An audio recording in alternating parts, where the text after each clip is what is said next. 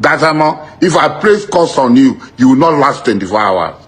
Wallahi billahi iznillah. You will not last 24 hours. If I, Mujahid Ogbas, I place a curse on you, as you have been placing curse on people, 24 hours you will not last. Because you are a fake and you are a liar.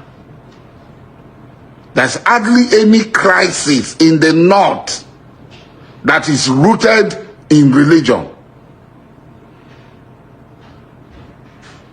So the Hausa people, farmers that are being killed in Sokoto and in Kebbi by the so-called bandits or whatever they are called, why are they killing them? Good evening, good morning, good afternoon, depending on where you are listening to me.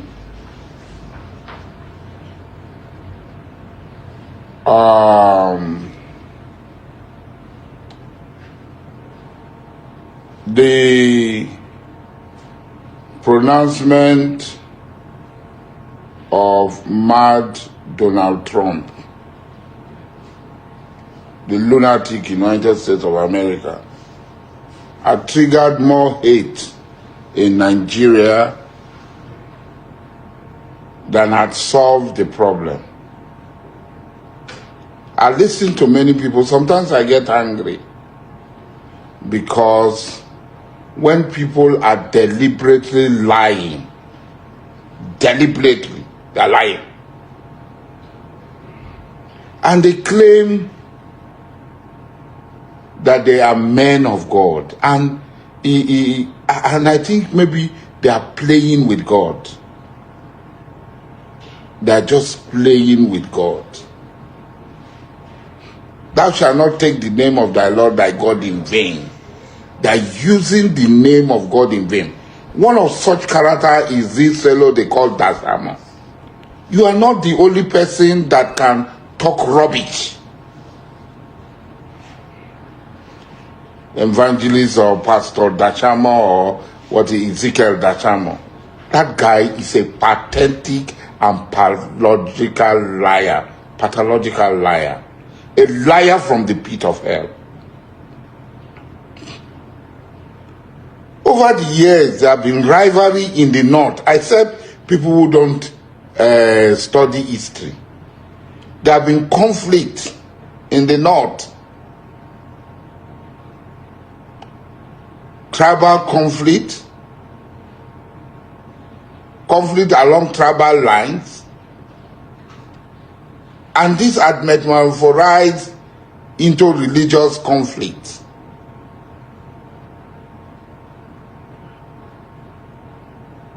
And so when they talk about Christian genocide and they bring Tinubu inside that Christian genocide, I look at it and I ask myself, are these people well?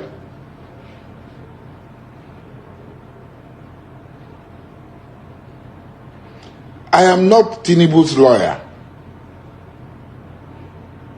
I am not Tinubu's advocate. But when you look at Tinubu now, do you think Tinubu will have anything to do with religious crisis? His wife is a Christian. His son, Cheyi, that is everywhere, is not a Muslim, which everybody knows. Tinubu himself knows. Cheyi is not a Muslim. His wife is not a Muslim. His daughter, Mrs. Ojo, even though she's a Muslim, she's married to a Christian. Why can't we tell ourselves just the raw truth? And people are afraid to talk.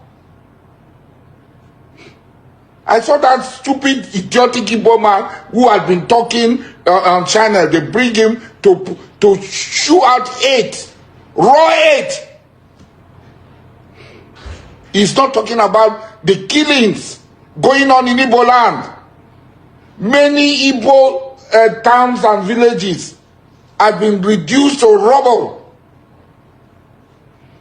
Desolate, they cannot go home. That is the truth of the matter. These liars are everywhere on television station talking rubbish.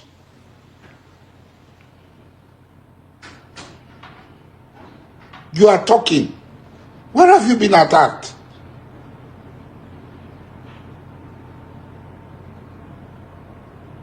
We know it. We have first-hand information about what is happening.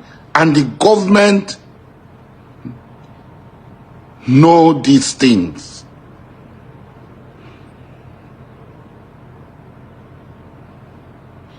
The government know these things. So if Birom and Hausa people are fighting, Birom and Hausa people are fighting in the north. If Birom and Hausa people are fighting in the north, how does that translate? How does that translate to Christian Muslim genocide? Do we not know how the Gom Jos was appointed? We don't know how the Gom Jos was appointed. Was he appointed because Birom hold Jos? What of the Jarawas, who are almost majority Muslims? Is it not Sadwana Sokoto, a Sokoto man, a Fulani, a Muslim, that appointed his private secretary as the first Gom Jos?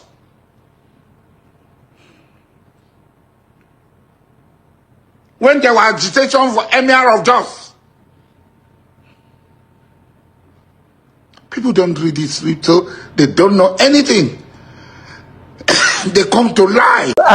In this arena now, over the cover-up and the invasion of the U.S. government. Now, Pastor Ezekiel Tabacho has come out to reveal that Mayeti Allah and the Nigeria police are working hand in hand together, and that 46 Mayeti Allah foreign bandits were being arrested yesterday, and today, when on getting to the station, those bandits has been released. Sir. What do you think is happening in the one Nigeria, sir? The narrative is still ongoing. I have seen invasions in different states currently now, about a few days ago now, and this is what the regime Gio, Adeboye was trying to tell Bola Ahmed Tinubu to try to do something within 100 days to show Americans that he is actually serious. But he's not doing that. But instead, we are seeing him, bringing in more and more, extremists from different parts of the world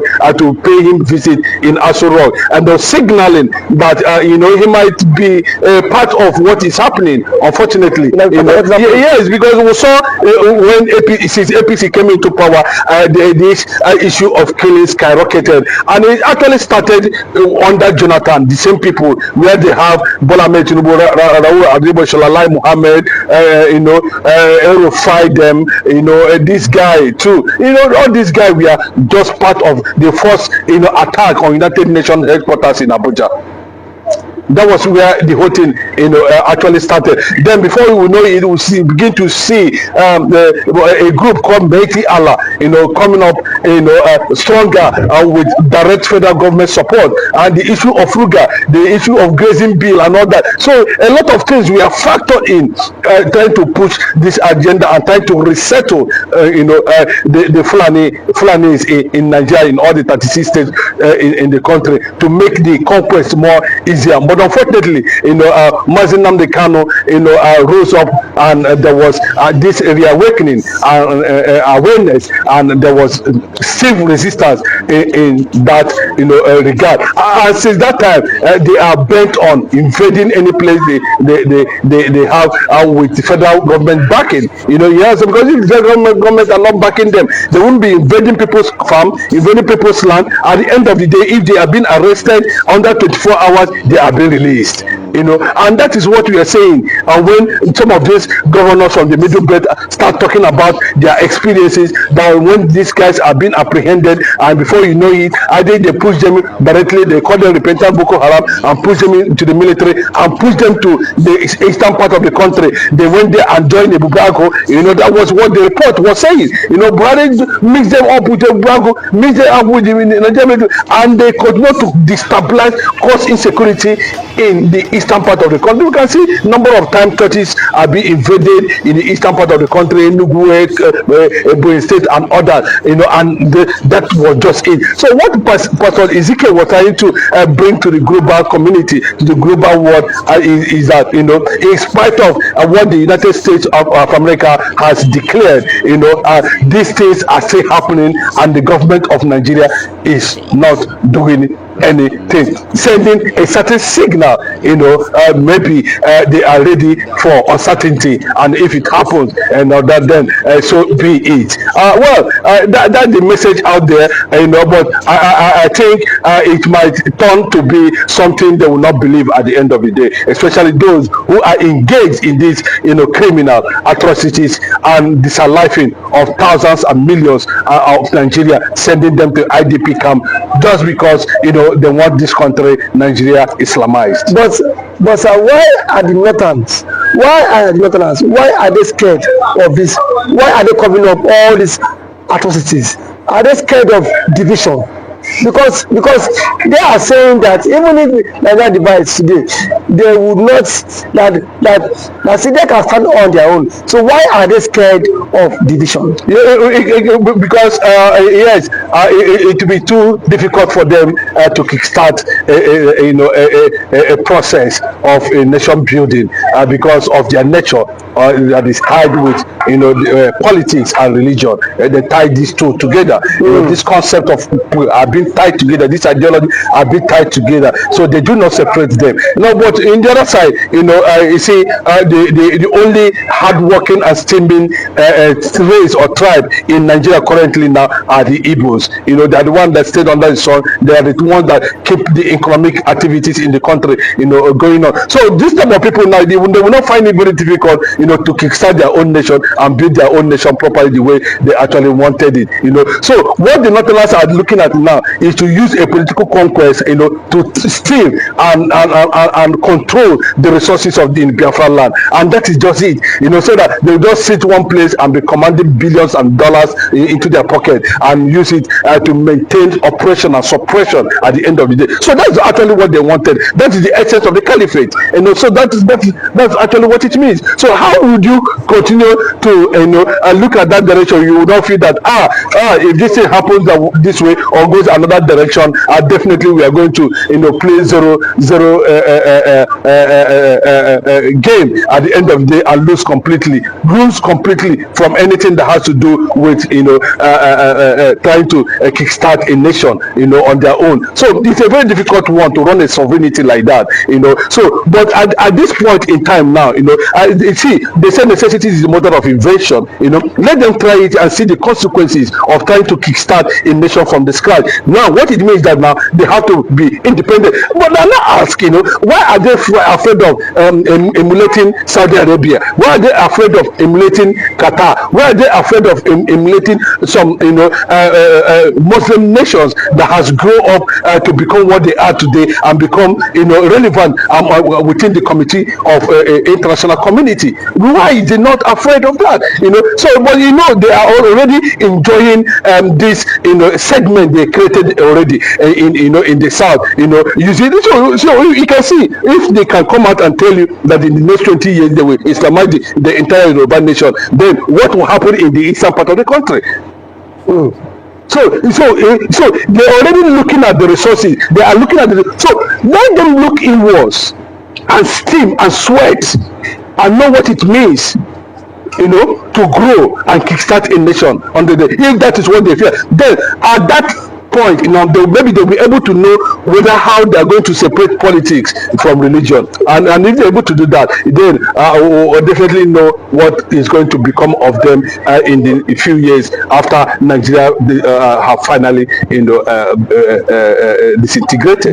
But Pastor Pastor Ezekiel Damacho has come out to say that the Plateau State is not North Central, and that Plateau State would rather team up with the southern part of the country. There's nothing like the southern part. That's the fear we are having. Yes, there's nothing like southern part of the country. Okay. What we have is, west, east, and the north. They think what American government are trying to do at this point in time is just to extend the referendum to the Christians in the north and middle belt. Then maybe the west. Yes, that's the only way, because there's some part of this. They've already told you. They are lining, because most of them have Fulani in them. There's nothing you can do.